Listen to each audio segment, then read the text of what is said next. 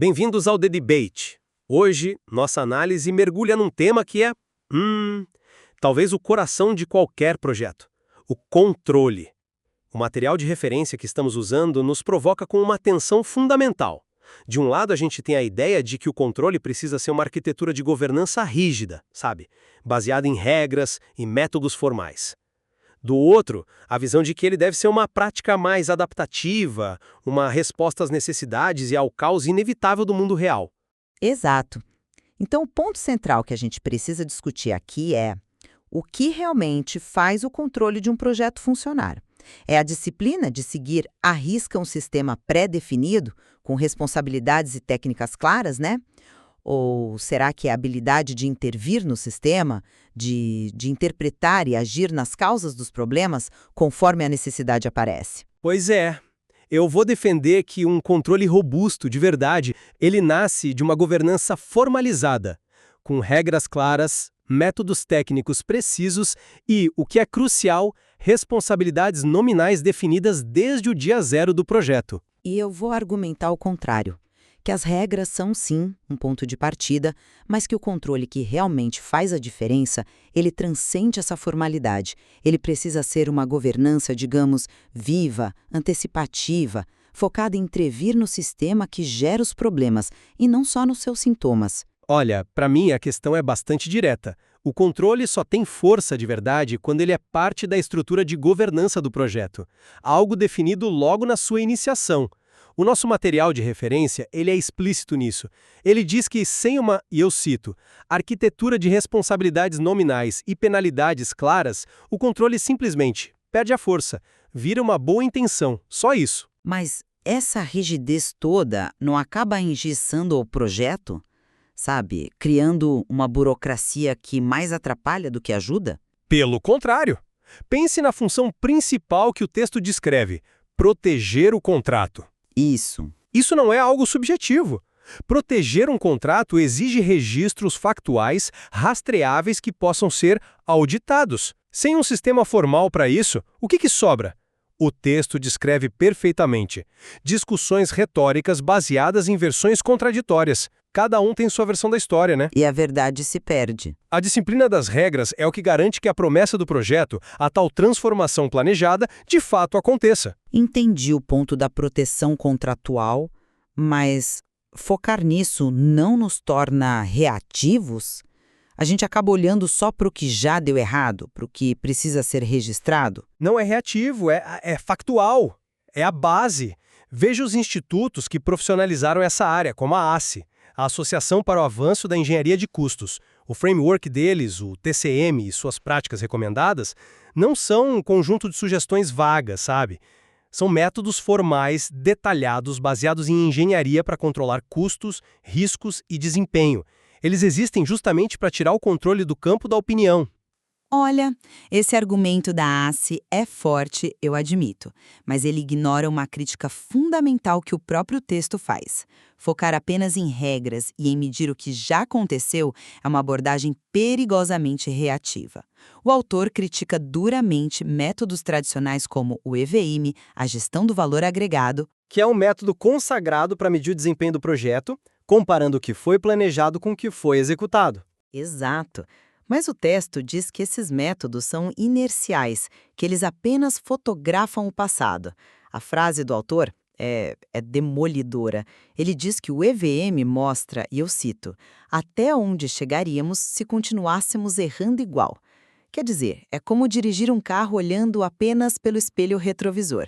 Ele te diz a velocidade média que você teve até agora, mas não te avisa da curva fechada logo ali na frente. Mas o retrovisor é essencial para a segurança, para saber de onde você veio e o que está atrás de você. Essencial, sim. Mas ninguém dirige olhando só para ele, né?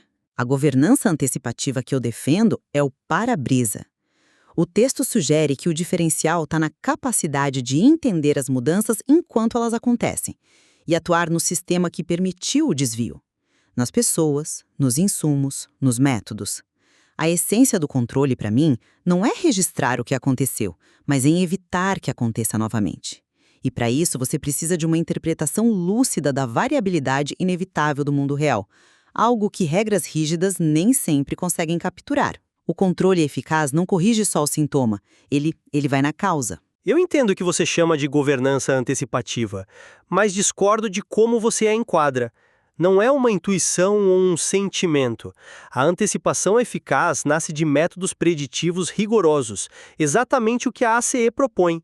As práticas recomendadas usam modelos estatísticos sofisticados. Pense na simulação de Monte Carlo, por exemplo. Que para quem não é da área, pode soar como algo de cassino. É uma boa analogia, na verdade. Basicamente, é como rodar milhares de cenários do projeto em um computador, testando todas as combinações de riscos e incertezas para entender qual a probabilidade real de terminarmos no prazo e no custo. É muito mais poderoso do que confiar numa única estimativa otimista. Isso não é reativo, é profundamente preditivo. A prevenção nesse sistema não é um conceito vago. Ela é tratada com planos de mitigação e contingência. É um processo de engenharia, não de achismo. Ok, os modelos são ferramentas poderosas, não nego, mas eles têm um limite claro. Se baseiam em dados passados e em premissas que podem simplesmente não se sustentar na realidade do projeto. A verdadeira antecipação, para mim, é uma competência sistêmica, algo que a abordagem do IPMA, Associação Internacional de Gerenciamento de Projetos, sugere. E como o IPMA define essa competência? Em vez de focar apenas em ferramentas, eles focam em criar uma cultura de responsabilidade e transparência. Uma cultura que torna os problemas visíveis antes que eles virem um desvio num relatório de EVM. O texto dá exemplos práticos, atrasos no setor de compras, uma documentação de engenharia que não chega. Esses são sinais que aparecem semanas ou meses antes de uma ferramenta de medição formal os capturar. A governança antecipativa é sobre perceber essas dinâmicas humanas e processuais em tempo real, não apenas aplicar uma fórmula matemática que presume que o futuro vai se comportar como o passado. Certo. Você está falando de cultura de transparência, mas como você mede isso? Como você transforma essa cultura em algo que proteja um contrato de bilhões de reais? É por isso que a profundidade técnica da ACE é insubstituível.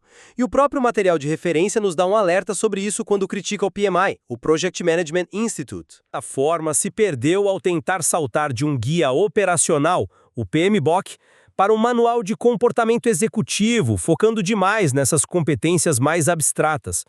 Mas o impacto estratégico de um projeto que todos nós queremos vem da qualidade da execução. E a execução de qualidade exige regras, métodos e precisão de engenharia. Não podemos diluir a técnica em conceitos como competência sistêmica e esperar que um prédio não caia ou que uma plataforma de petróleo produza o que foi prometido. Olha, esse argumento não me convence, porque a sua defesa apaixonada da ACE ignora uma crítica demolidora que o próprio autor faz a ela no texto. Ele reconhece a qualidade técnica, mas aponta que a ACE repousa sobre um paradigma de recursos ilimitados e que ignora as restrições contratuais. Essa é a realidade da esmagadora maioria dos projetos do mundo real. Ele aponta isso como uma limitação a ser considerada, não como um fator que invalida a abordagem. Mas é uma limitação fundamental. A rigidez que você defende pode ser simplesmente inaplicável. O método, por mais perfeito que seja no papel, perde todo o seu valor se não for aderente ao contexto do problema. A força da abordagem do IPM, a que você chama de abstrata, é justamente não ser prescritiva. Ela capacita o gestor a ler o contexto e adaptar as ferramentas à realidade. O controle deve servir ao projeto, não o contrário. O projeto não pode se curvar a uma regra que não se aplica à sua realidade de recursos ou de contrato. Mas aí você está tocando no ponto central. Qual é a função essencial do controle? Para mim, e o texto reforça isso, a função inegociável é proteger o contrato. A expressão usada é blindar, com fatos e registros, a relação contratual. Pense num pleito, numa disputa por multas ou reequilíbrio financeiro. Sem essa blindagem factual, a decisão é baseada em narrativas, em poder de barganha. Então, para você, o controle é um instrumento jurídico? é o alicerce da relação comercial. O registro factual e auditável, garantido por regras de controle bem aplicadas, é a base para qualquer discussão, inclusive para o aprendizado que você tanto valoriza. O aprendizado organizacional é uma consequência valiosa, sem dúvida, mas ele só pode ser construído sobre uma fundação de fatos indiscutíveis. Sem fatos, o que temos não é aprendizado, é um amontoado de opiniões. Desculpe, mas eu simplesmente não compro essa ideia. Dizer que a proteção do contrato é a função central me parece uma visão muito limitada do potencial do controle. É um resultado importante, claro, mas não é a função essencial. A função essencial é o aprendizado.